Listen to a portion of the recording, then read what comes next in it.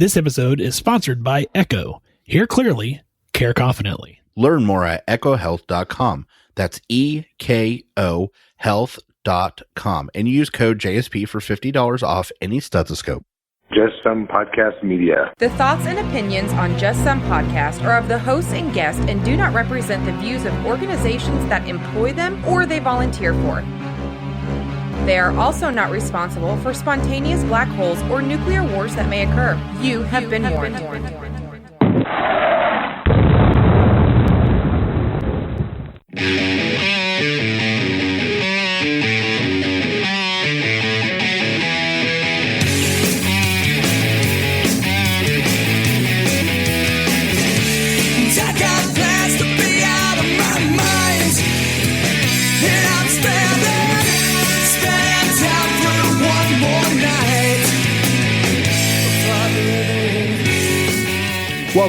Welcome, everybody, to another fun-filled and exciting episode of Just Some Podcast. This is Tom. Hey, this is Ben. Tom, how are you, man? Busy. I don't know what happened. COVID started calming down. Everything around the office started calming down. Yeah. And not now. I don't know what happened. It just all of a sudden, I'm like, why is it so busy all of a sudden? But good problem to have. Happy about it. Just keeping me on my toes. But other than that, pretty good. Weather's starting to warm up. I mean, went to the zoo the other day, got to walk around for a while with the kid and the wife. And yeah, it was a nice day. So how are things in your neck of the woods? Yeah, things are busy here also, but knock on wood, we're down into single digits for the COVID cases. Hopefully it stays that way, but definitely still seeing a lot of busyness in the office, which again, like you said, good problem to have. I mean, I'm not complaining. And of course, Just Some Podcast Media, man, we've been crazy busy also doing all kinds of great stuff to expand the footprint, so to speak, I guess would be a good way to word it. Yeah. If you do not have us on social media, you probably will soon. Lots of stuff going on there. We're really broadening out all of the podcast under Just Some Podcast Media. So it's an exciting time. It's a busy time, but I think it'll be worth it in the end. Absolutely. And since you mentioned social media, let me do that real quick, and then we'll introduce what this episode is. You can find us on Facebook, Instagram, Twitter, and YouTube, all at Just Some Podcast. Our websites, www.justsomepodcast.com. Our email, jsp@justsomepodcast.com. Tom, if they wanted to help out the show, what else could they do? Well, they could go to our website. They could scroll down to just about the bottom of the page, at which point they will find an Amazon affiliate link. The important part is that they click on that before they do any searching or put anything in their cart. It doesn't cost them a thing. They won't even know we were there, but it helps out the show, and we would really appreciate it. Absolutely. I'm really excited about this episode because this is going to be a returning feature on our show. I don't even know where I came up with this idea, but I did somewhere in the crevices of my mind. And I thought, it would be dark, deep crevices. I'm telling you, it's like a couch cushion in there. I thought it'd be great if we could reach out to students that are just starting their program. And then we're going to kind of just touch base with them in the spring, in the fall, as they're going through each semester, just to kind of touch base, see how things are going, see how their opinions of stuff are changing, things of that nature. So we reached out to Kaci, who's a brand new PA student. Actually, when we interviewed her, it was day one of PA school. And I actually know her personally. And so she was more than gracious to come on the show and visit with us. And then we have Amberlyn, who is a nurse practitioner student, and she'll actually start in May. So we get to kind of pick her brain as to why she wanted to go to NP school and things of that nature. And here's a fun fact. We talk about how we love interaction from our listeners. That's how this started. Amberlyn sent us a message and said, hey, just want to let you guys know, I'm, starting nurse practitioner school, love the show. And we reached out and said, hey, why don't you come on the show? And not only come on the show, but why don't you be a recurring feature? So we appreciate her for doing that. We appreciate both of them. They were great interviews, had an awesome time doing them. But like you said, I think it's going to be fascinating to go back and talk to them again in a couple months and say, okay, where's all that starry-eyed optimism? Like, let's hear what you say now. And I don't necessarily think or want to see it burn out, but it's going to evolve in a way that only people that have been through certain things can really reflect on. And having been through nurse practitioner school, I can tell you it's not always, a bag Rainbows full of and butterflies. Skittles. Yeah, exactly. Yeah, it's not always a great time. So I want to see how they feel and see, because when I did it, or when you did it, it was from your own point of view. You know, I mean, that seems pretty obvious. But to hear somebody else talk about it and get to pick their mind a little bit, I think is going to be really eye-opening, not just for myself, but hopefully for the listening audience. Well, and for myself, I mean, I went through school. I graduated 9 years ago. So, oh yeah, so lots of change too. Yeah, I mean, that's another so I thing. think that's going to be an interesting aspect to it. The other thing that Tom had come up with them, and I think this is a great idea. So we asked them 5 questions at the end of our interviews, like we always do. We're going to, for the first time ever, with a repeat guest at the end of their programs, we're going to hit them with 5 questions again, just to see how much stuff has changed. So I think that was a great idea on your part. And I think it's going to change a lot. Like, I'm only half joking, because they're all, when you guys hear the interviews, you're going to understand. They are very optimistic. They're go-getter. Like, they are just full of piss and vinegar right now. And I made the joke, but I'm only half jesting that at the end of it, they're going to be flicking a cigarette going, okay, I'm tired of this shit. Like, I'm ready to get on with my life. And to an extent, I can't wait to hear it, because I want to be like, yeah, here we go. Now life is, starting to kick in. But it's going to be a great time listening to this. I hope everybody really enjoys it. And yeah, I just want to get started on the show. Absolutely. So here is our interview with Kaci, and then we'll take a break after that, listen to our sponsors, and then we'll jump into an interview with Amberlyn. All right, Tom. So we have Kaci with us, and Kaci is a PA student officially today, correct? Yes. So why are you laughing already, Tom? I was going to say, all she said was yes. I'm like, you realize this is a show where they listen. Stop it. I was just... I answered the question. Oh, Ben. So this will be the one and only interview with Kaci. She won't come back after this. Stop it. Coming back. So, Kaci, kind of fill us in on how you got to PA school. Let's start with that. When I came to my undergrad at Pittsburgh State University, I am also an alum, like Ben here. Didn't really know what we wanted to do. So I just got thrown in like the pre-meds route. I considered nursing, but I didn't ever really see myself as a nurse. I was like, is that me? I don't know. So, but at Pitt State, you all start out taking the same classes even before nursing school. But after your freshman year, that's when you apply to nursing school. And that's just something I never did. I thought, okay, let's maybe be more of a doctor. I don't know. Maybe I could do that one of these days. And then my sophomore year, I transitioned to my genetics teacher showing us the new curriculum that they added for pre-physician assistant students. And I was like, well, hell, I've already taken half of these classes. So then that's when I started, asking questions, and she became a great advisor for just like basically what I needed to do, what the GRE was, what interviews meant, what CASPA.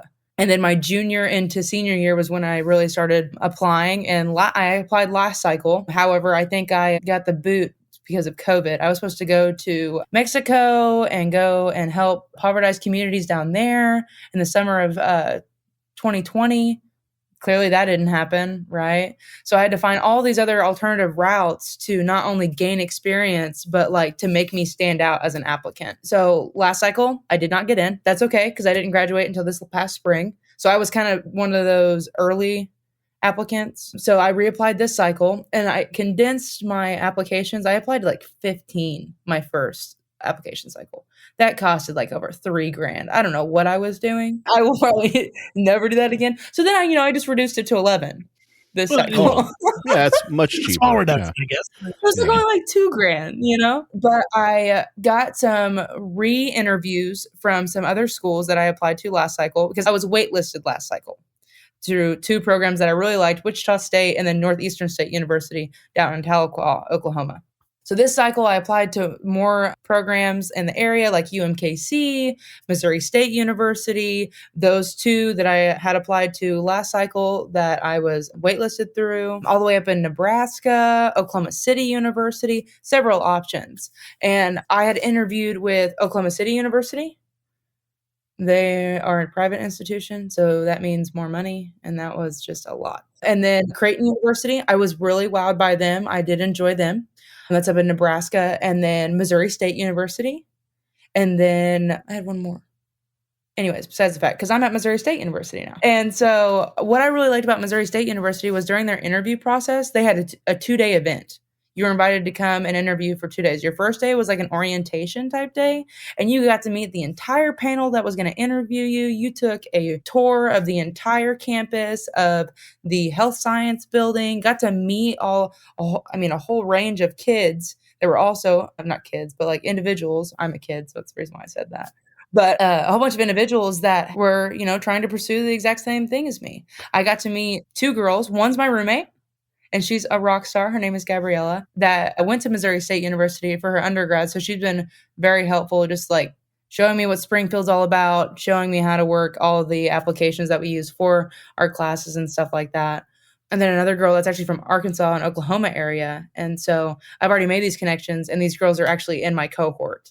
So I think that's absolutely awesome. When are you slated to graduate? In December of 2023. So we talked a little bit before the show and, found out like your background with your education. So one of the things that's very different for NPs versus PAs, for the listeners that don't know this, you guys can realistically have a pretty diverse background. Like nurses are the only ones that can, apply for a nurse practitioner. Have you noticed or have you met a wide variety of people with different backgrounds? Like, have you been in classes with people that start off with like finance majors and now they decided, oh no, I want to go into being a physician assistant? Like, have you noticed a very diverse cohort? Absolutely. So my roommate, she was a cellular molecular. So like that's like crazy smart, in my opinion. Yeah. I just didn't know like the biology. And then there was a girl I knew that was actually attending the Northeastern State University program, and she majored in business. And then she found out about the PA program. PA programs were an upcoming thing. And she was like, well, all I got to do is take like a handful of prereqs to add to this. Go take them at like a community college. It'd be super cheap. And she just did that for a year. And then she got in at Northeastern State University. There's a lot that are health science majors. So like nutritionists. And I know that there were some that were dietitians for a long time. And there was also one of my classmates was a past traveling nurse. So she even had a nursing major. And then after working for a while, that she wanted to expand her responsibilities as a physician assistant. With you obviously just starting the program, what did your first semester look like as far as like what classes do they have you slated to take in? I am currently in 15 credit hours, which doesn't sound like a lot, but when it's all science classes and you are in a small time crunch of like maybe 4 months, right? Because we're already almost done with January. It's going to be pretty hard. Most of all of our professors are physician assistant certified. So that was something that I also really liked about coming to Missouri State, was that most of my teachers know exactly what I'm going to need to know in my courses because they do it every day, right? And then we also have some doctors as well that are going to be teaching our courses. I'm in a human anatomy and dissection course. I'm in a radiology course. I'm in a clinical assessment course, a medical physiology, behavioral medicine. Very excited about that. We went over that kind of today. And then principles of problem solving in a clinical setting. Wow. Already that's a whole lot more diverse than the nurse practitioner side of it. Would you agree, Tom? Yeah. And honestly, I kind of started to talk to her about that earlier.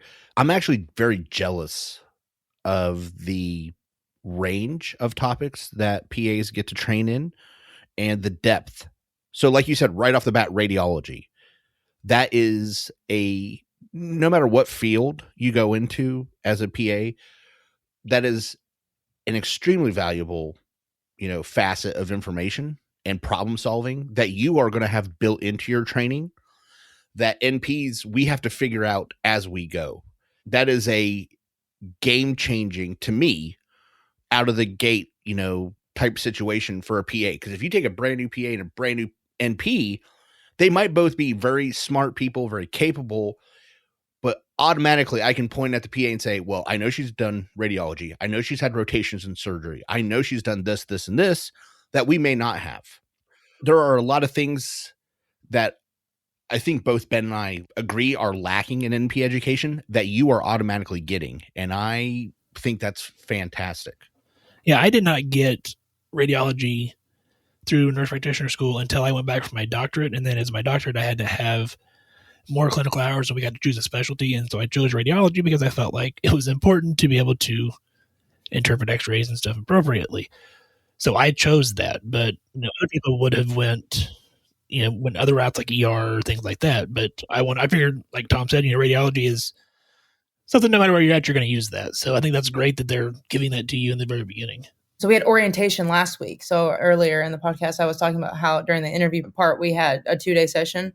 Well, we had a 3-day orientation session before classes started today, which I thought was very helpful as well. It kind of, took the edge off of, you're getting ready to start professional school. Like, this is time to crack down on the books, right? To where we got to meet everybody and stuff like that. But, as they were talking during orientation last week, they were like, we're going to be going over a lot of topics. And there's going to be a lot of things that, we may not dive too deeply into, but that's something that you're going to have to consider going into your professional program, is that you need to take the bits and pieces that are going to be important to your practice. So like, for example, radiology, even though we may not dive deeply into it, you are the one that's going to have to teach yourself what is going to be the most beneficial for your practice. So I had to take it upon myself. I actually bought books like on how to interpret CTs and all sorts of stuff. And I'm like, oh my God, which sounds fantastic, except I will tell you right now, trying to learn how to do that from a book without a real person is borderline impossible. So I can only imagine. Yeah, I really wish I hadn't spent that $100 on that book, but things happen. So that's okay. So we kind of learned about how you start as a PA. What pushed you in that direction? Like, what made you say one day, I know what I want to do. I want to torture myself for a couple of years so that I can be a PA. Like, what series of events crippled you and made you want to do this? Because I'm sure lots of bad stuff happened to Ben and I that made us think that this was a good idea. What happened to you? So I've always been a person to give acts of service in any way, whether it be community service and or just being like a big sister. That's something that I even wrote in my personal statement about how that small little step of service to my little sister made me who I am and wanting to give acts of service through humanity and healthcare. So, in the beginning, it was always, I want to do something in medicine. I want to help people someday. But then when I started to, kind of research, that's basically what I did. I just went home one day and was like, what even is a physician assistant? I was like, I have no idea. I know what a doctor is. I know what a nurse practitioner is. I've heard of those for years.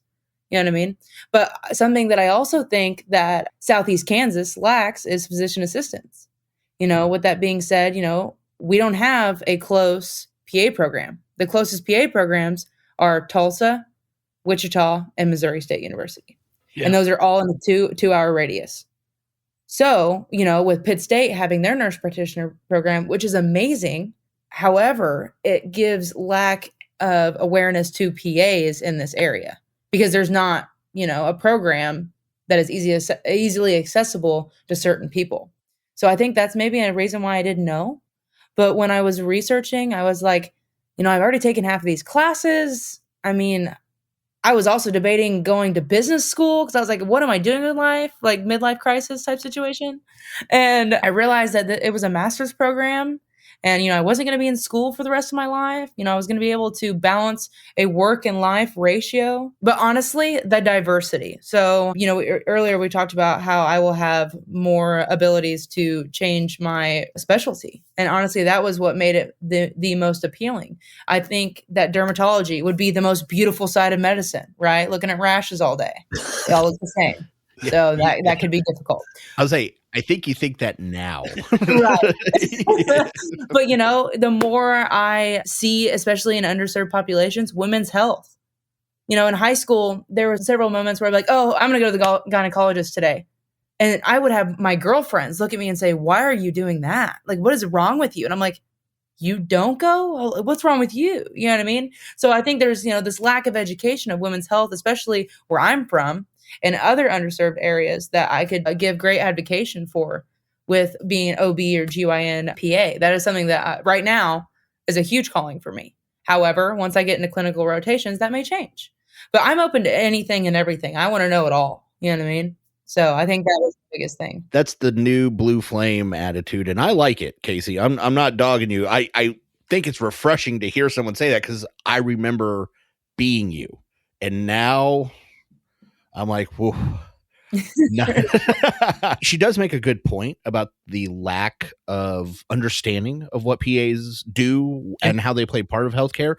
This is no joke. The first time, again, this was several years ago, but the first time I ever heard the word physician assistant, I was watching the show ER.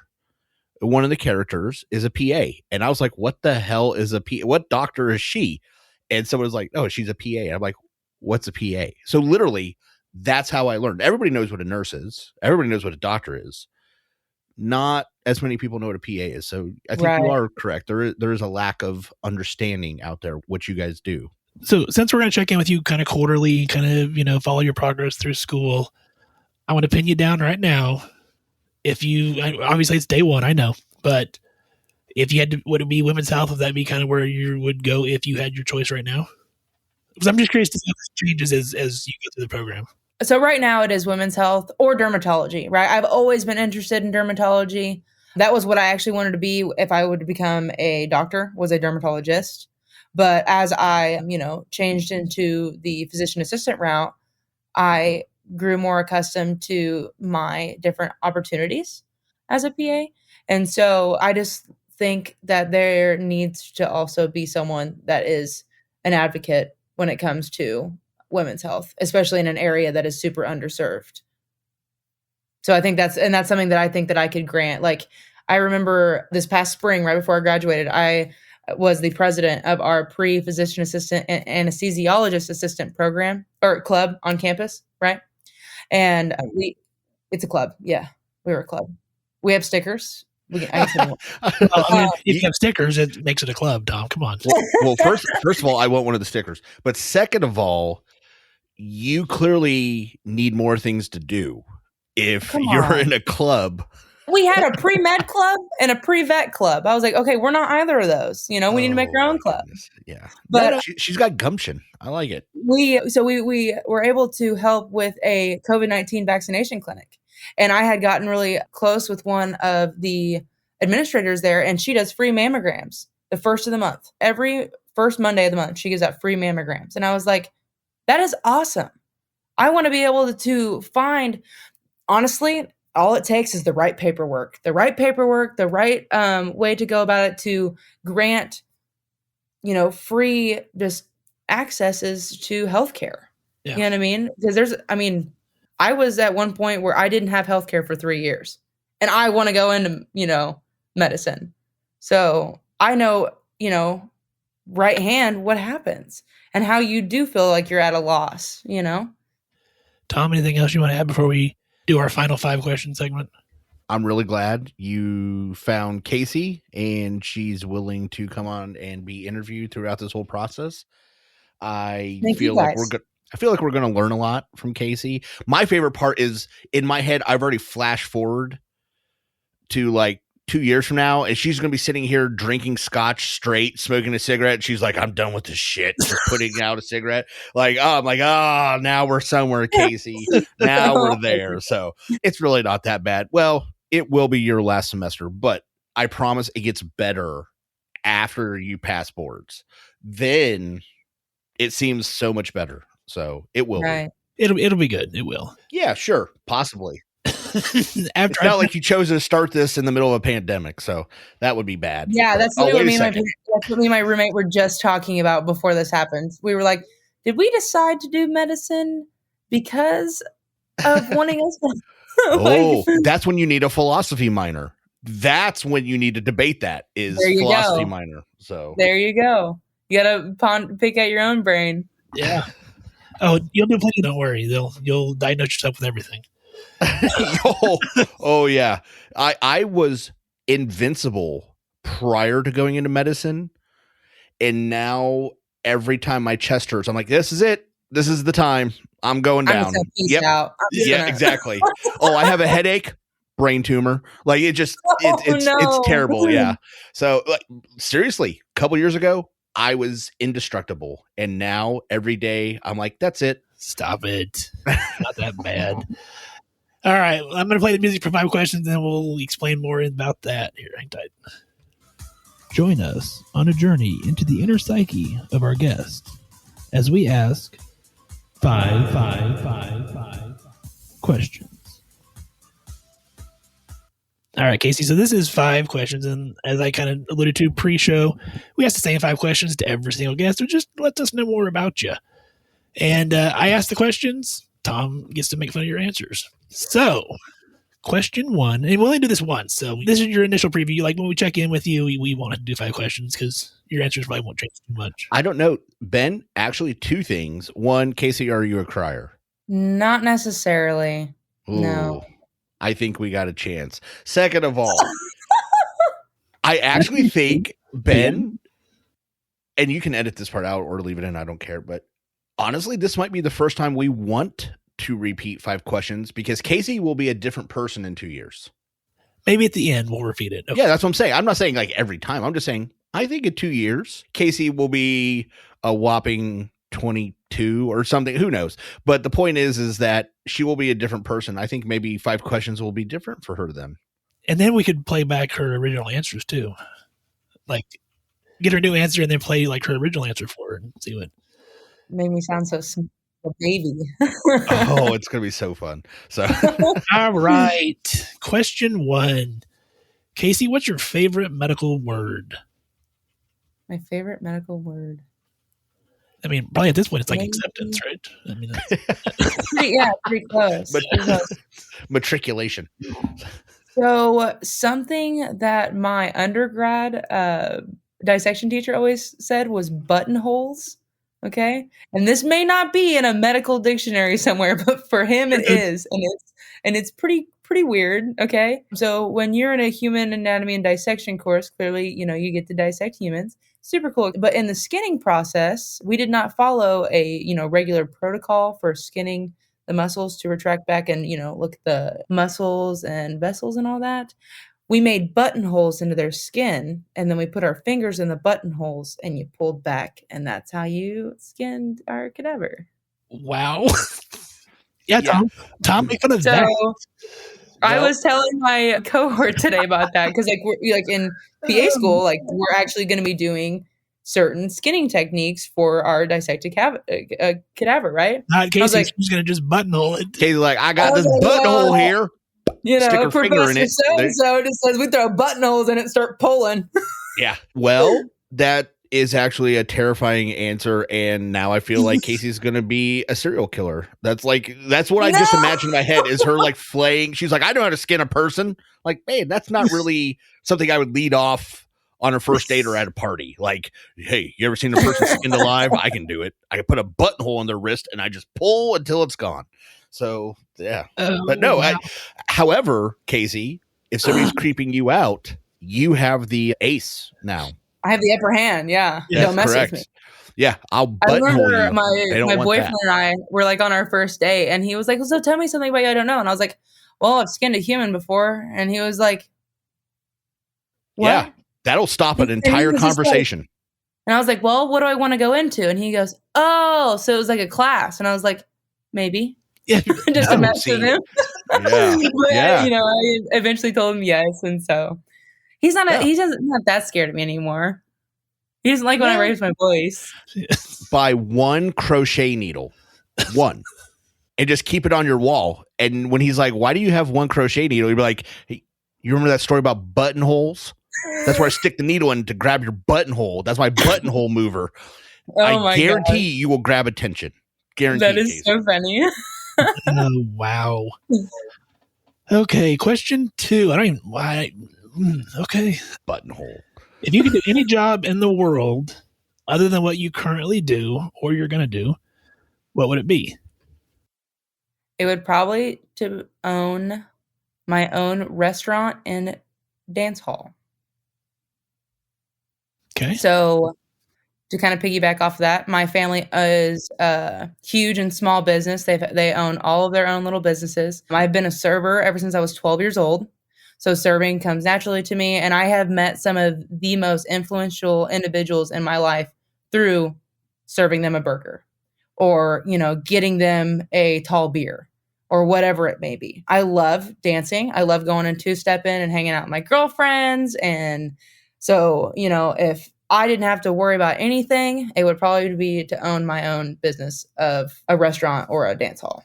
And you can call it, what, buttonholes? I mean, you can. The buttonholes. I've skinned people alive. Yeah, that's a great name for it. So, Kaci, first of all, again, I applaud your spirit, which has not been broken yet, but we'll follow up on that some other day. But while I completely understand exactly what you said, you have met people in situations that you weren't expecting, and it turned out to be a great, experience. Would you say that's the majority of your time as a server? Was that? No, people are assholes. Okay. So what you really want is to punish other people and make them serve people burgers so you can laugh at them for serving burgers is what's going on.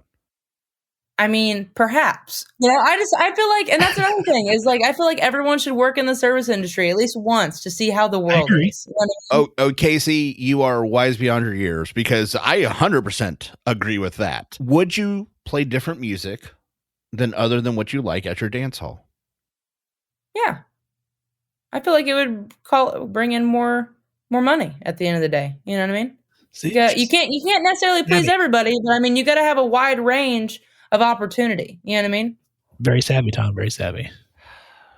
I guess I will allow that answer, but I'm not exactly. I feel like she cheated me on the answer somehow. Like she came up with a good, smart answer, but it's hard to make fun of. It would be like, you know, every other week type thing. It wouldn't be like an every weekend thing. You know what I mean? You gotta bring the majority in, and then, you know, maybe every other week have like a polka dance class or something. Polka, okay. There we go. That's an answer I can make fun of. Polka? Oh my God. I used to work at an assisted living facility. All of my older residents would go crazy over someone polka dancing on their TVs. I don't know if Casey's boyfriend's listening, but I need you to get an accordion as soon as possible and learn how to play it, because there's apparently nothing this girl loves more in the world than bowling shirts and fucking accordions, because she likes polka. Have you ever seen Planes, Trains, and Automobiles, Kaci? I don't think so. No, that's not the one with John Candy. Home Alone. He plays the Polka King. Yes, the Polka King. That's what I was thinking of. Oh, yeah. Yeah. Now every time I see Kaci, I'm going to be like, I want you to play like polka bumper music. There you go. All right. Oh, polka. God, Kaci, you were doing so good. It's just a genre. Okay, Tom, come on. Question 3, Kaci. Think back to your first car. Was it a stylish ride or a rolling turd? Side note, are you still driving that car, first of all? No, sir. Okay. So she was a rolling turd, but everywhere we went, we were bumping. We had the tunes, okay? Which is important. We important. had hood pins to keep the hood down, because the hood latch broke off while I was driving down the road. So it wasn't a matter of performance. It was a matter of necessity. Exactly. Oh, yeah. She got me to A to B until some transmitter module went out in it or something like that. Transmitter? But, I have no idea. I can't even remember. What was it? It was a 2000 Plymouth Breeze. Her name was Breezy. She's purple. That is a classic first car. I am 100% on board with this answer. Yeah. Breezy, the purple Plymouth Breeze. Man, we were going everywhere in that thing. Oh, I bet. And most of the places my mom did not know about. Oh, this is so good. Yeah, I like this. That's a good answer. Yeah. Question 4, Kaci. If your house is on fire, everyone, including your pets, are safe. Other than pictures, what's the one thing you want to get out of your house? Laptop, jewelry. Not one thing. Jewelry. Okay. Jewelry. That's a first. Why? Why, Kaci? I have my grandma's real diamond rings, so I would definitely want to keep those. Do you not wear those while you're asleep?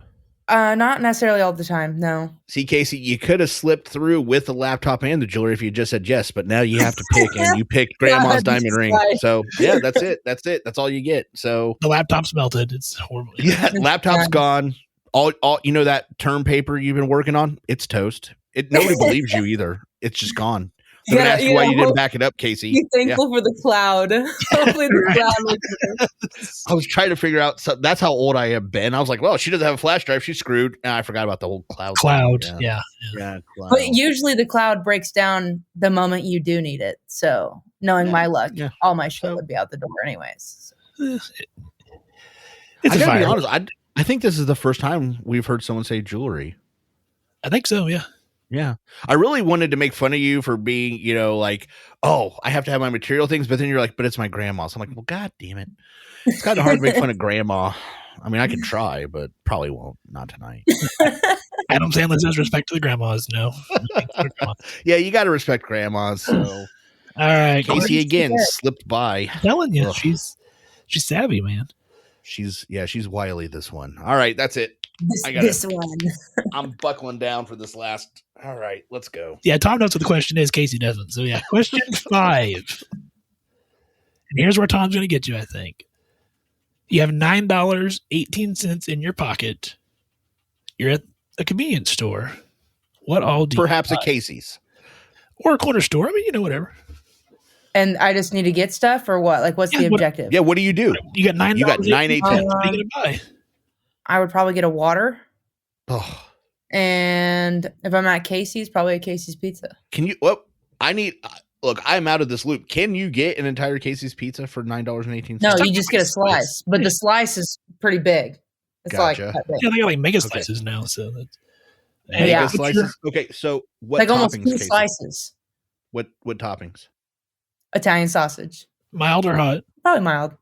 No, you had it. It was right there, Kaci. You were on the cusp of greatness, and you dropped it. Mild sausage. Oh my God, mild Italian sausage has its own little seasoning in it. You don't want to overdo it. Oh my God, you're gonna mild sausage. That's what a person who sutures up sea turtles fucking gets on their pizza. Okay, I needed a real answer out of you, Kaci, and I had hope. And you let me down, mild sausage. Your professors are going to hear this and they're like, how can I trust a person in a life and death situation that gets mild sausage in a water? Jesus, you couldn't even said Dr. Pepper. No. There's so many. So, okay, so now we're up to like what, $5? What do you do with the last $4.18? You still have $4. You get marshmallows to feed pigeons. Like, I don't know what are you going to do, Kaci? No. Did I drive there? Do I need to get gas? Is that a Kaci? It's your answer. Why do you keep asking us? It's not my fault you can't figure it out. Mild sausage. If I needed gas, I'd probably take the 2 gallons I'd get out of it because it's so freaking ridiculous right now.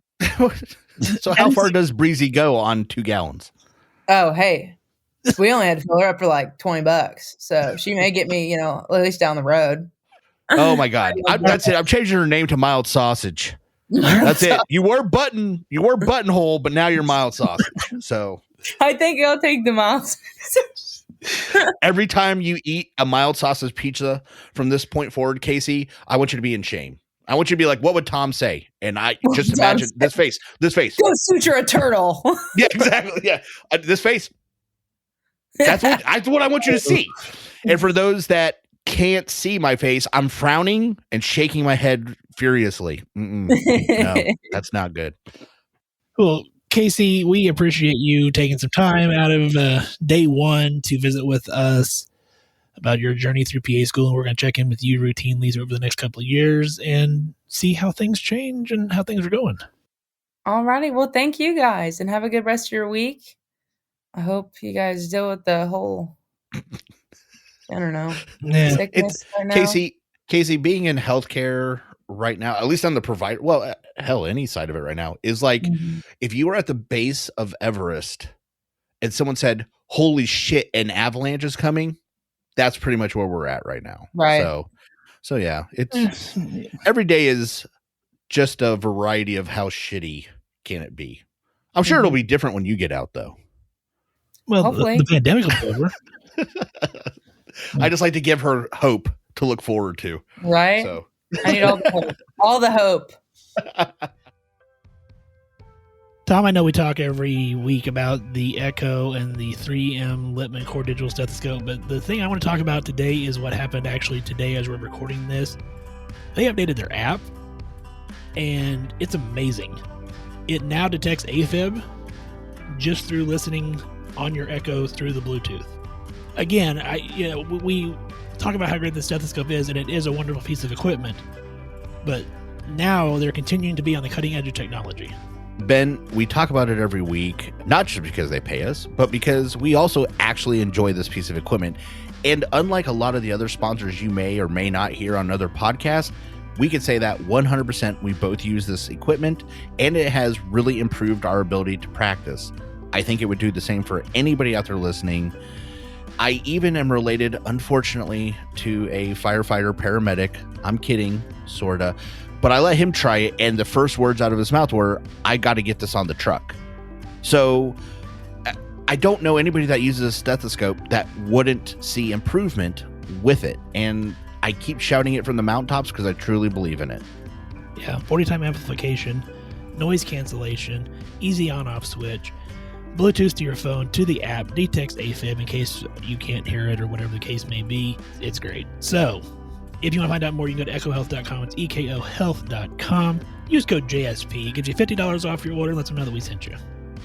Tom, once again, that CBD stat, that CBD oil that they have, my neck has been bothering me this week. I don't know if it's from us camping and sleeping wrong. I've been using that roll-on like crazy, and it has been wonderful to keep me at the office and working. Actually, I was just talking about that today. I've just had this like crick in my neck, and I just kept saying it. I can't wait to get home. Well, not because then I won't be at work, but also because then I can also use the CBD stat muscle roll on, just like you were talking about, and it works. I can't stress this enough. It actually works. I've had other people use some sample stuff. I've had them use the salve, the cream. The only thing I haven't tried is the drops, which I know you have and had good success with.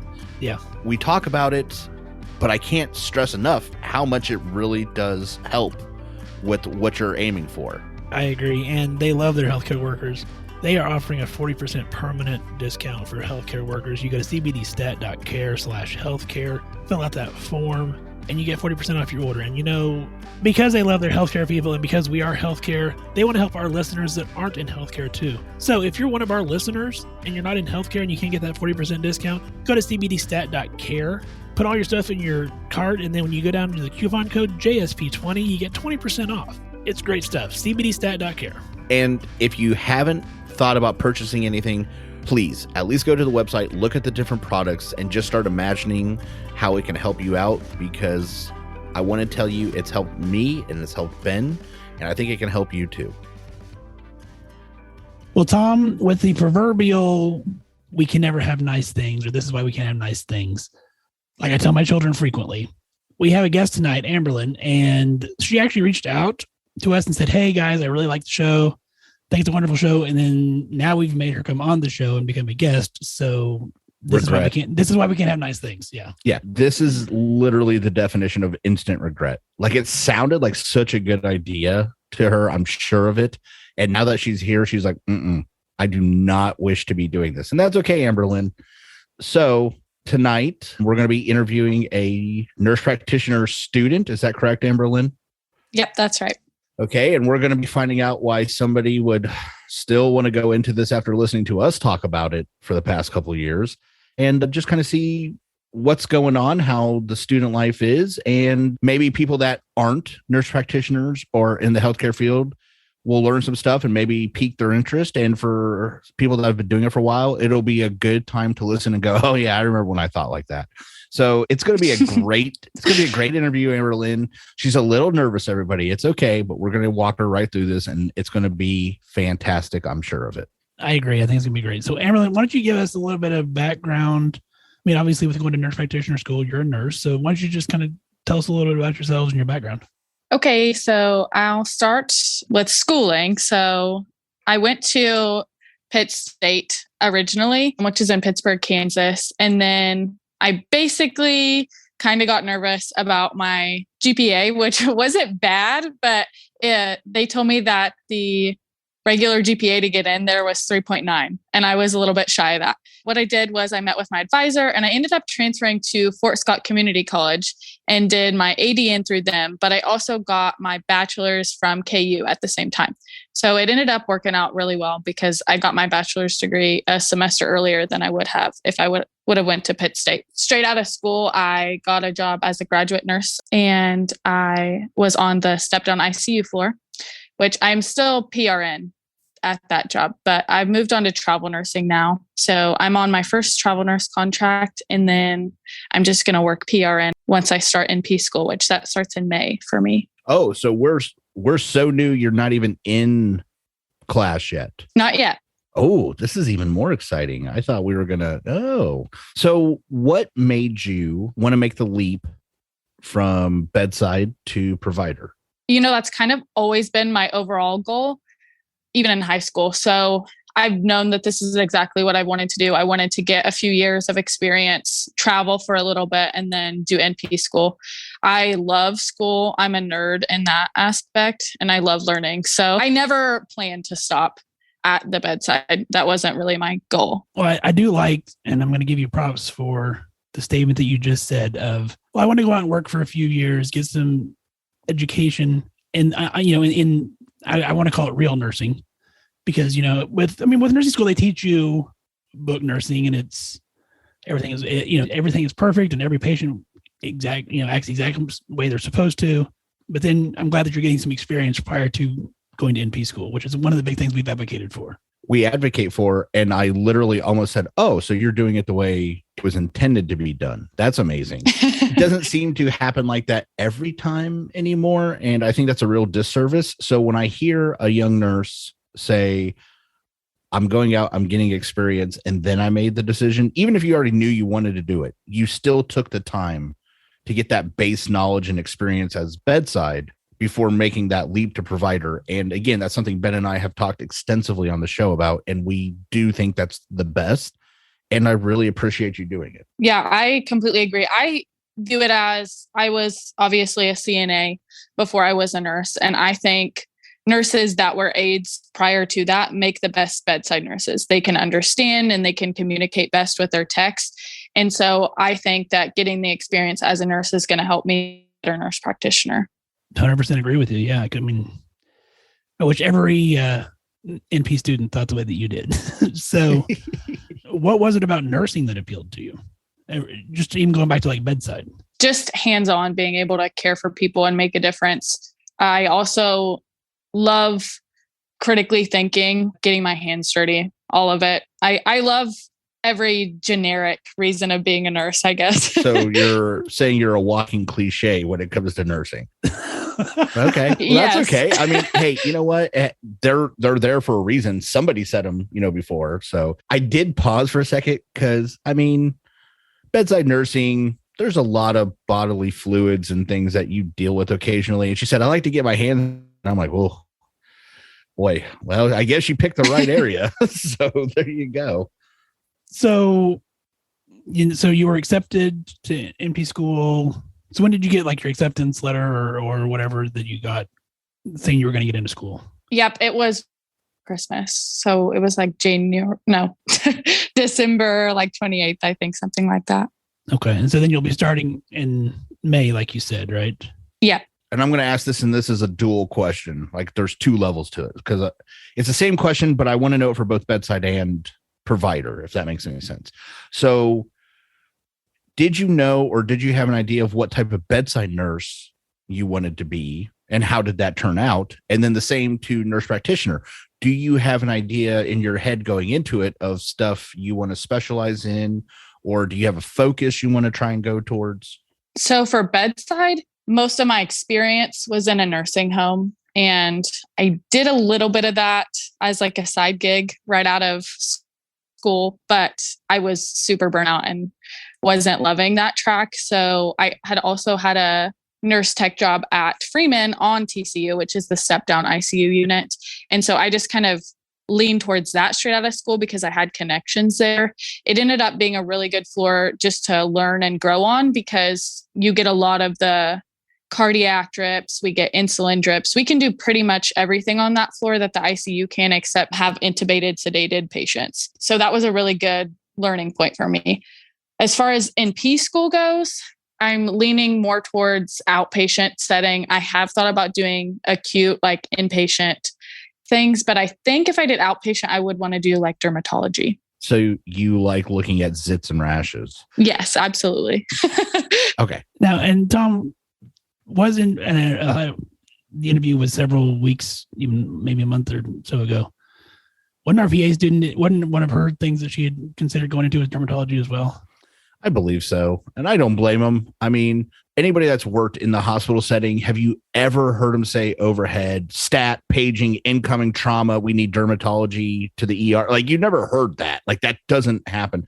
So if you are going to stay in the outpatient, first of all, that's nothing against dermatologist. Okay. That is just, I think they picked the sweet spot. That's like radiology. I'm always in awe of them. Like, you're way smarter than I am. Like, you knew, and you picked the right one. So that's a tip of my hat to Amberlyn. Like, I think she's a smart girl. She's going into, she thought about dermatology. Not saying you'll end up there. That's what I was going to lead to next. But no, I think that's an admirable, people need their skin taken care of. What I was going to say, though, is if it does not work out that way, what types of things in medicine have always interested you? Because it has been my experience that people always want to go one way.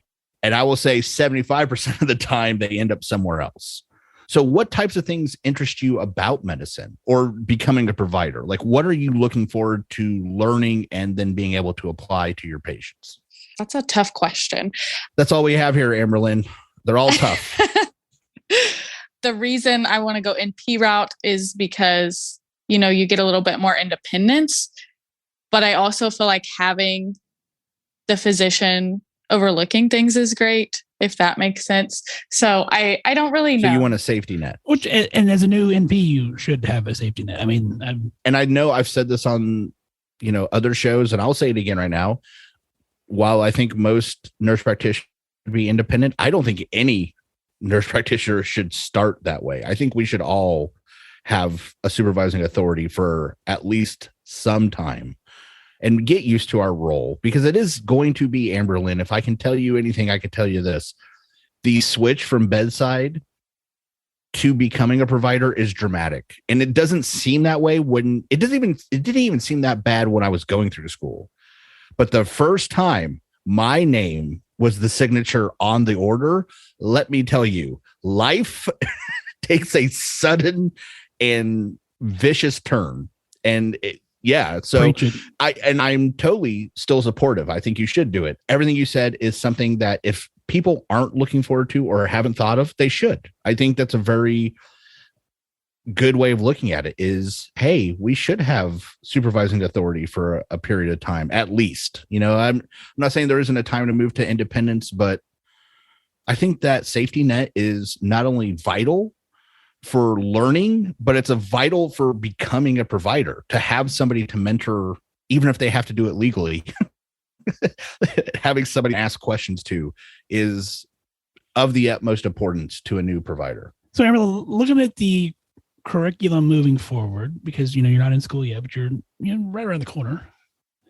Are there any classes that really stand out that you're like, this one worries me, this one I know is going to be my problem child, so to speak? Advanced pharmacology is probably going to be it for me. I took regular pharmacology online, which was a huge mistake. I did learn, but not what I needed to. I've learned pretty much everything through actually doing it, which I know is a lot of nursing just in general. But yeah, I think advanced pharmacology is going to be the beast for me. Two things about that real quick before I ask my question. And I don't even care if you leave this in the show or not, Ben. Every NP student I've precepted, that's the discussion we have. It's advanced getting more, comfortable with medications, dispensing them, prescribing when, et cetera. Also, I would say you already said it, but there is something to be said for online versus, sit down classes. And I agree with that. But I feel the majority of the time, the hands-on experience is by far the most rewarding and the most learning. Like you can learn in theory from a book all day long, but when you have to start putting the rubber to the road, it becomes a different ball game. So having said all that, my question for you is, what have you been doing to prepare for your classes coming up? Honestly, not a whole lot because I'm on this I'm on this travel contract. And so between working there and then driving back on my days off and then working my PRN job, I'm also in graduate statistics, which is like the last prereq before I start in May. So I haven't done a whole lot besides hands-on nursing experience. No. Yeah. And while pharmacology is important, and I will not, downplay that, and I think Tom will agree to this, once you get out into practice and you're out a couple of years, you're going to have, 15, 20 medicines that you use all the time. And then everything else you're going to have to look up. I mean, it's just the way that you become a creature of habit. You become a creature of habit. I also think it's really important. I try and tell people it's more about knowing the direction you want to go, know your classes, know a couple of the meds, but realistically being able to funnel things down right off the bat kind of really helps out the pharmacology. For instance, like upper respiratory infections, everyone thinks they need an antibiotic. No, you don't. So once you can figure out what things need antibiotics and what things don't, suddenly it becomes a lot easier to start prescribing things versus going, I have to know every medicine. You can't. You can't. And I'll tell you right now, I think it's a disservice to try and teach students or tell students if they do this, at other places, you have to know everything. I'm like, you don't, and that's impossible. So stop telling them that. So I think Ben hit that one right on the head. You're going to find a couple of medicines that you're really comfortable with. And then from there, it's going to be like, oh, okay, where's the PDR? Like, where's my Hippocrates app? I need to open it up and find out what this med is. So some of those things, Amberlyn, I guess what we're saying is don't worry too much about that. Advanced pharmacology is always a speed bump. Don't worry about it. And I don't mean that bad. That's no disservice to advanced. I'm just saying, I think everyone has that same thought process. But when you look back, it won't be the monster that you anticipate. That's helpful. And it's also really great to know that you guys as advanced providers still look up things. Yes, daily. I will stand here and I'm very honest with my patients. I will tell my patients, and I only say I'm honest with patients because I've seen other providers say, oh, well, let me go step out of the room for a second. And I want to tell you, you know what? I'm going to go out and do some research real quick. I'll come back in. We'll formulate a plan. I have no problem telling my patient that because I don't want them to think that I know everything. So no, I utilize up to date at least daily, whether it's looking at a medication, whether it's researching weird diseases that may just wander into the clinic. We still research the hell out of stuff. Research the hell out of it every day. I said it today. Somebody said, I think I have, and insert whatever weird, rare disease you think of. And I was like, I don't know what that is, or I don't know enough about that to make an accurate guess. So we're going to have to come back to that, so that does happen. The next thing I would tell you, and this is also something I don't know why schools don't rely on this. And I felt the exact same way at bedside. So Amberlyn, I want to hear your opinion on this going into nurse practitioner school, or what you're expecting, I should say. In RN school, they made it seem like you had to know everything. And then when I got out, I was like, do you know how many easy references I have available to me? Like, why did you make this seem like it was the end of the world if I did not memorize the peak onset of amoxicillin? Like, what? Why are you bothering with that minutia versus proper, and treatment options? Like, that would probably be a much better option than trying to make us learn every minute detail. So did you ever feel like that going through nursing school? And how do you feel like you're going to tackle obstacles like that as you go through provider training? Absolutely. 100%. I felt like that. I feel like we learn a lot of the wrong things in nursing school. I think they're just teaching so you can pass the NCLEX, unfortunately, because they care about their NCLEX pass rate, which is fair, but also unfair to the students. I think the best thing as a student that I can do is ask at clinicals, the nurse practitioners or the physicians that I'm following, what they think the best utilization of my time would be instead of just focusing on schoolwork. this girl is smart. Obviously. I like Is this a ringer? This is she really good. an NP? Yeah. And she's just talking to us like, I'll just joke around and act like I've never been to school. Because you're saying all the right stuff, Amberlyn. No, I'm not. Hey, there you go. She told me I was wrong. That's the final answer. Interview's over. Let's go. Pull the mic. And maybe, Tom, maybe it's something we need to do, because I know we did it. Oh, gosh. It was probably like our 5th episode, maybe. I don't even remember like what that is. Early. We talked about the references that we use. Yeah. You know, maybe it's something we need to do yearly or you know, just to do because an update on that. things Yeah, change. we can do that. Oh, for sure, things have changed since that. Yeah. Well, and I think that's a good thing for students to hear because, yeah, there are references that we still use every day. And, you know, you're talking about like Amberlyn, like going to clinical sites and asking people. So when I did my clinicals, I would ask the physician that I was working with, hey, how do I do this? Or how do I, you know, whatever the case may be. Like, you know, a knee injection, let's say. And I've told this story on the show before, but he would go into his office and he would pull out his Finnegan and Fowler's procedures for primary care, and he would hand it to me. And so then, like, you know, a few weeks would go by and I ask, well, how much steroid do I put in this shot that I'm brought, you know, whatever the case may be, again, whatever procedure it was. And he'd walk into his office and he'd hand me that book. After about 3 times, I'm like, apparently, this is an important book to have. Yes, apparently I should get this book. And I still use it because it does have a lot of great information. So you're absolutely right that, yes, I mean, the schools do teach to pass NCLEXs, and it is somewhat of a disservice. I agree. Once you get out, there are just tons of resources. So make sure that you are getting with your clinical instructors, looking at what other providers are using, whether, you know, because if you get lucky enough to be in a clinical site where you have multiple providers there, that's brains that you can take of, well, how do you know, you know, how do you look this up or how do you do this? So I saw it in a video recently, and it's something I've said before, so it made me feel a lot better about myself, to be honest. But it was, you don't always have to know the answer, but you should at least try and know where to look for the answer.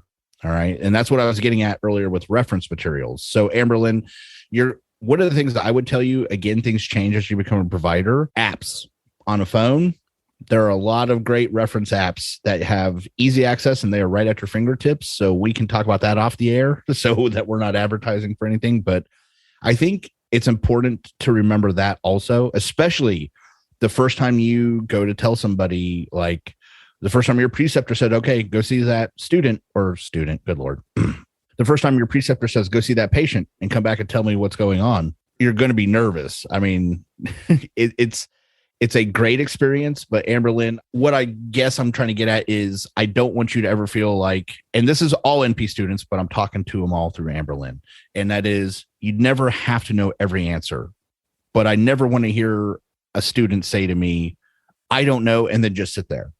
If you don't know, that's fine, but tell me your plan and how you plan to fix it. Like those are the things that I would tell you going forwards that your preceptors are likely going to want to hear. So just keep that in mind as we go forward. And I noticed this interview has turned more to us talking to Amberlyn. But do you know so let's fix this real quick. Okay, Amberlyn, what is the maximum dose of amoxicillin you can give somebody for an ear infection? Pass. Okay, there you go. Okay, well, that's good enough also. So there you go. Yeah, there you go. So I was going to say, so we talked about kind of, you know, where you started and how things are going. And we talked briefly about, you know, possibly dermatology, but what are your plans down the road? Like, what is the foundation that you want to leave as a nurse practitioner? Do you want to get involved in like organizations? Do you just want to work as a nurse practitioner, do your 20 years and retire? What do you see your future as? You know, I'm surprised I'm not in any organizations as just a nurse. In nursing school, I was like super involved. I was on the Kansas State Board or whatever for nursing students. So as a nurse practitioner, I would love to get involved in that way. I think you learn a lot and you see a lot more when you're hands-on involved with those organizations. I wouldn't know where to start as far as which ones are the best, which you guys could help with that if either of you are involved. But yeah, I definitely am not just a sit back and do my 20 years and then be done type of person. So I think eventually, after getting a few years with another provider and my feet wet and everything like that, once I'm more comfortable, I'd love to open my own place wherever that might be, whatever specialty I'm in. But does that answer the question? So, okay. And I should have told her no. I should be like, no, that's bullshit. I need you to elaborate. No. So, because we're going to make you a continuing segment as far as, we're going to check in with you periodically to see how school is going, see, where things are at as far as that goes. I want to pin you down. So if you had to pick right now what you would do when you graduate, it would be dermatology, or I want to pin you down to an answer. Yeah, I'd say dermatology right now. Okay. So Amberlyn, before we go into the final segment, I guess my last question is, we're recording this, and as Ben just talked about, this is going to be an ongoing, segment. What do you think your future self is going to want to hear from you now? Like, what would you want to say to your future self about how you feel right now going into nurse practitioner school? Just keep going. Don't stop, because it better be fucking worth it. That is a question I don't know that you will ever have a great answer on. I think it's worth it. It is worth it. But what I was going to maybe go a little more in depth on for a second, and I think Ben would agree with me, and I would love to hear from any nurse practitioner that wants to get a hold of us. Let us know how you feel. But to me, it's not a study.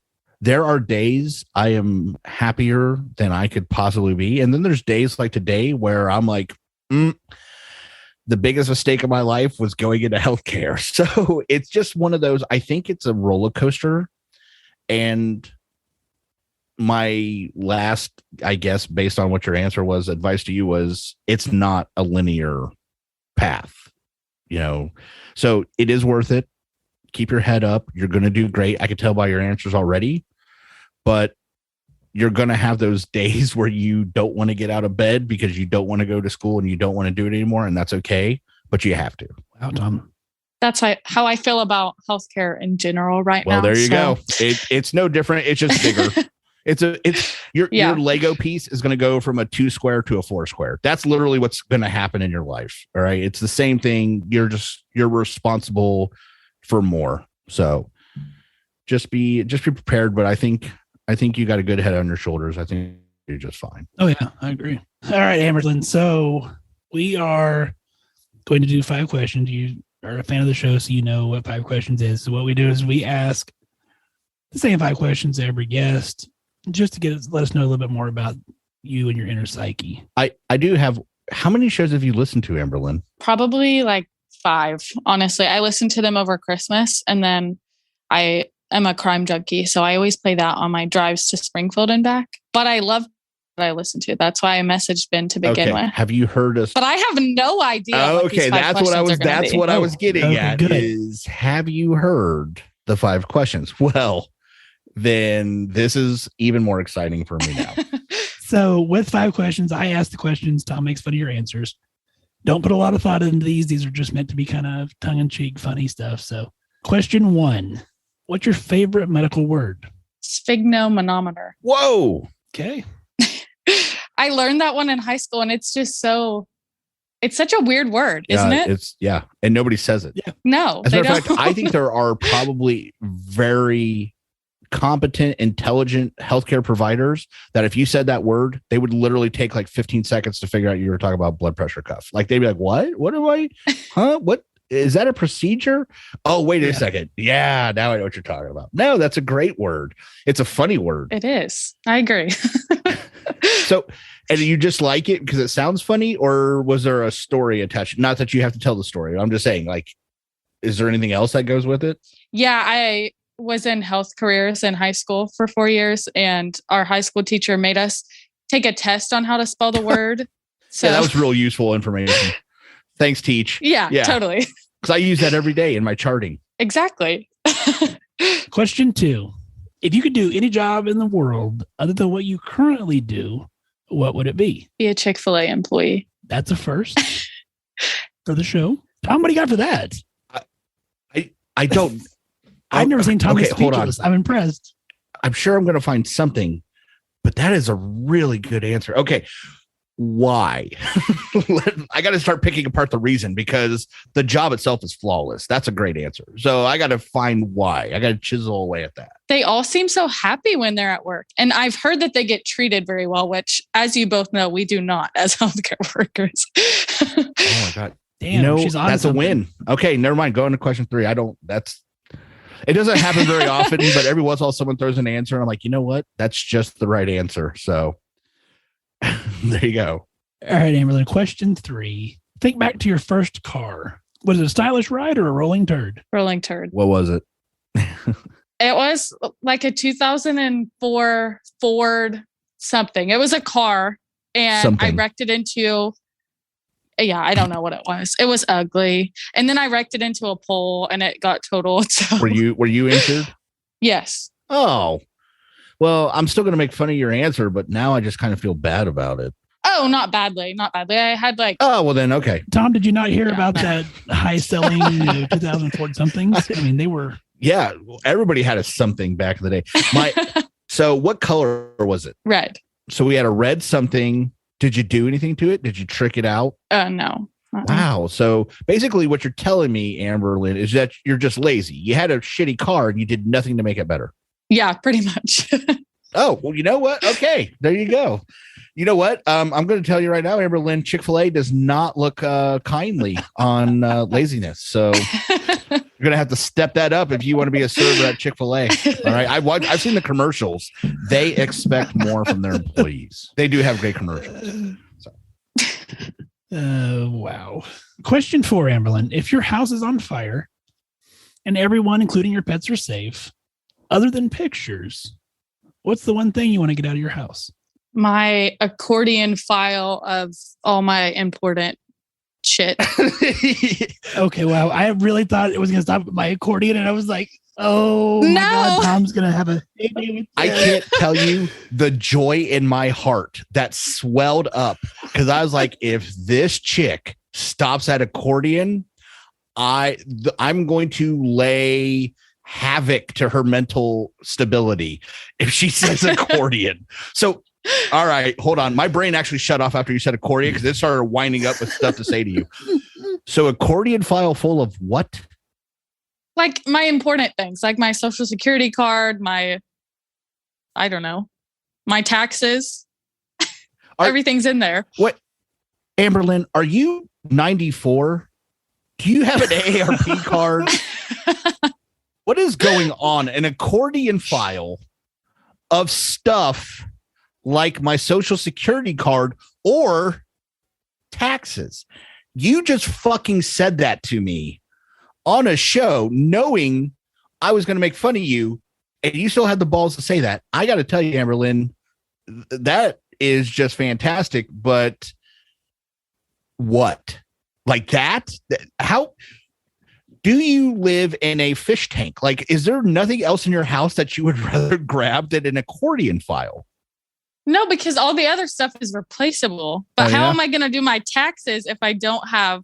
Who the fuck cares about taxes? Your house is burning down, Amberlyn. What? You could have said your phone.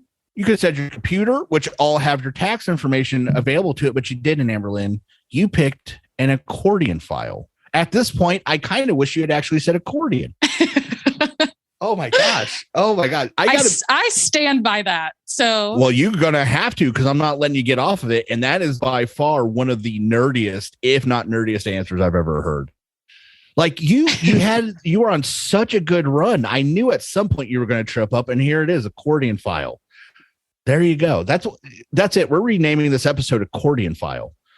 That's what's going to happen. Accordion file. I just can't stop thinking. I'm just now in my head. I have never seen Amberlyn. I have no clue what she looks like. She could have 7 arms at this point. I don't know. But I had this little movie in my head of like a rainy night, a house is on fire, and through the flames comes Amberlyn running with a fucking accordion file, not like a dog or a cat or her. It's just the greatest thing I've ever seen. And I appreciate it, Amberlyn. Thank you. Well, to be fair, he did say my dog was safe in the scenario. That's true. I know. Yeah, I said true. It's my movie in my head. I'm just saying, I just can't believe she went with accordion file. All right. Question 5. You have $9.18 in your pocket. you're at the convenience store or the gas station. What all do you buy? A pack of gum and Doritos. Okay, hold on. What's in the cup? Diet Dr. Pepper. Communist. Diet Dr. Pepper is communist. What? Yes. Diet What Dr. about Diet Coke? Okay, that's fine. Dr. Pepper's Okay. communist. Okay. What type of gum? Anything like mint, like the green mint. Okay, so spearmint. Yeah. Okay. All right. Are you a soft gum or the hard shell gum fan? Soft. People Alright. like the hard shell gum. Yeah, a lot of them, believe it or not. Hmm. Yeah. Well, hey, you know what? I'm not against what she just said there. There's some people out there though that they do. All right. But here is With her 95-year-old like- dentures, she's got to use. well, yeah, no shit. She's got Fix-A-Dent and all sorts of shit to worry about now. But this is, I mean, I could even live with Diet Dr. Pepper, though it is communist, and you were correct to switch that to Diet Coke. That was the right choice. This is vital information, Amberlyn. What type of Doritos? The red ones. Oh my God. So Yeah. original. Yeah. Or- Like not even like spicy nacho, just regular nacho cheese. No, I think they've ruined Doritos by giving anything but the original red and the blue. Like making all the different flavors. I don't like any of them. That's an interesting. Tom, you might be I'm honest. willing to accept this answer based on the pure fact that she's clearly too young to have lived when the black bag of Doritos was out. What flavor was that? It was like jalapeno Monterey Jack or something like that. Yeah, you missed out on. There was a green bag, the salsa verde Doritos. You missed out on the golden era of Doritos, Amberlyn. Didn't they have like a depression and stripper tears? yeah. They had every flavor for a while there, Amberlyn. No, I like the classic. I like a purist. I can support that. I can go with that. I gotta say I'm a Cool Ranch guy myself, but there is something to be said for Doritos. Enough is enough. Stick with the red and blue. It's not a stance I completely agree with, but I think I can support her feeling that way. I understand that. So other than the Diet Dr. Pepper, I think that was an okay answer. Thank you. Wait a second. How much are we at? Ben? So like $3 for the gum, like $2.89 or something like that. Fountain drink, we'll say another $2. Doritos are like $1.29. So What? Well, I mean, it's like $8. so what are you gonna do with that dollar, Amberlyn? I don't know. Because the cheap. Stick it in your accordion file for later. Yes, that's what I'll do with it. An emergency dollar in your accordion. Do you have an emergency dollar file in your accordion file there? No, I don't. I barely should. ever have cash. I put everything on my cards. So I know no. that's old people, but I'm just saying, if I'm sure you have like that one extra space in your accordion file. You should make that your emergency dollar bill file. And just keep an emergency dollar bill in there at all times. Got it. Got it. Okay, I just want to make sure. Like that's what we're here for, Ben. Is we're here to educate and help the new generation along. I'm doing what I can. I have a question for you, Tom.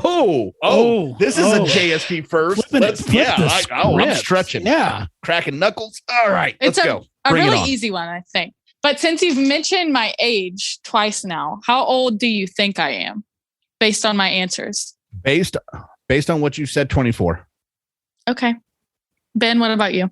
What is this? Price is Right? I was gonna say 24 and a half. I was gonna say 25, I'm 23. 26. You were close. I knew you were in that range. I was like, she's under 25. I didn't know exactly where, but I was like, she's between 21 and 25. So I felt confident on that one.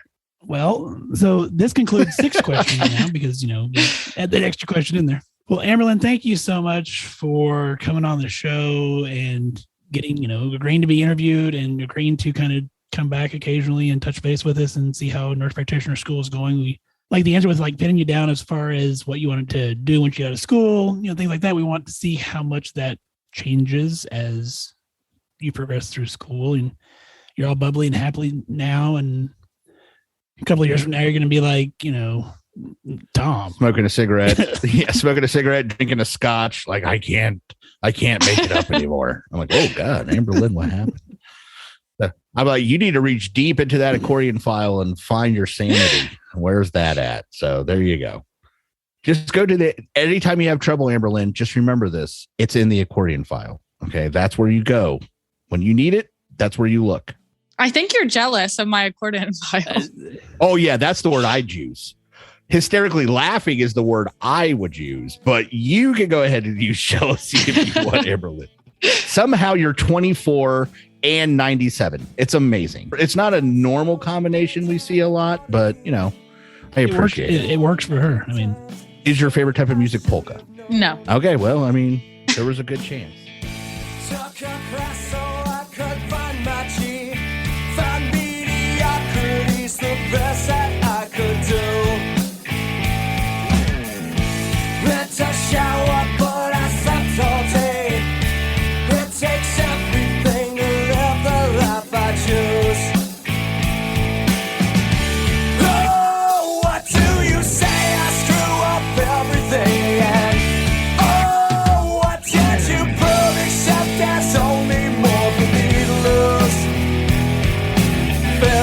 Not to say